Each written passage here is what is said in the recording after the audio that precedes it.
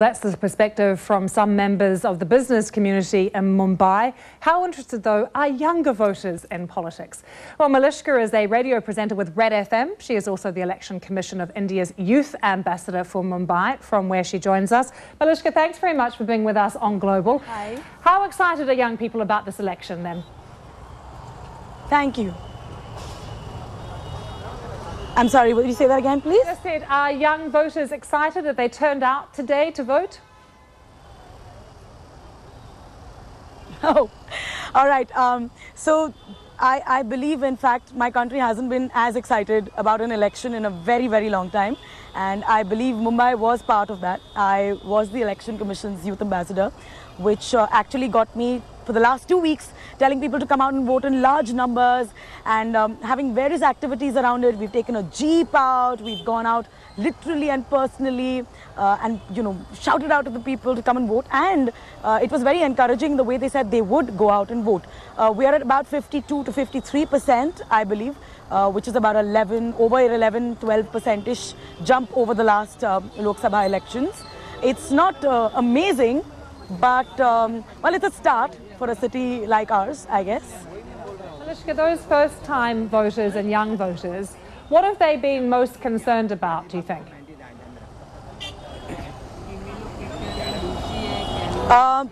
Yes, we have a large number of first-time voters all over the country, and of course in my city as well.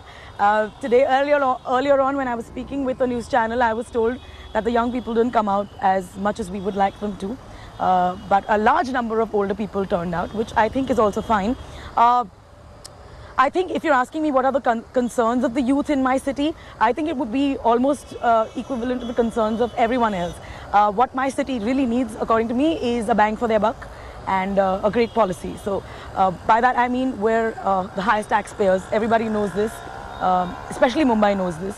And we're really hoping that as that level of taxpayers, that we should be getting much more in return, whether it's infrastructure, whether it's our roads, whether it's the fact that we want better housing, cheaper housing in a city like Mumbai. It's called a dream city, and everybody who comes here only wants to own a house, and it looks like, it almost seems like it's impossible.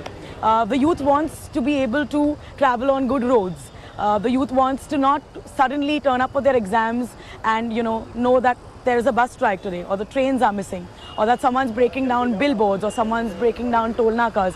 We need a little bit of peace and stability that would come with being a world-class city. It's something that we don't see as much. The other thing that I would definitely say, if today they didn't come out in large numbers, then of course the policymakers and the politicians are to blame at some level or the other for not infusing enough amount of faith in the youth of the city. Because I for a fact know that they really did want to come out and vote. They were a little confused. The other thing that I really want to bring your attention to is that a lot of people have come up to us at the radio station and told us that I didn't find my name on the voter list. I voted the last time and I did not expect my name to not be there this time. So large number of people who haven't been able to vote, a large number of people, and I really think we should do some kind of a survey on this, because a large number of people haven't been able to vote who I know for a fact wanted to go out and vote. That is a little disconcerting to me, and I really wish that, I would go as far as to say that, possibly Mumbai needs a re-election. And this opinion is shared by a couple of my friends as well, because I really think a lot of people were denied their right just because their names were not in the polls and they didn't expect it in the polling list. Well, that is concerning. We'll have to see what happens. Malishka, thank you very much for joining us from Mumbai. Now, the results of the Indian election not due until May, but if you want to find out more on the candidates and the campaign, just go to our website, the address bbc.com/India. Plenty of information there for you.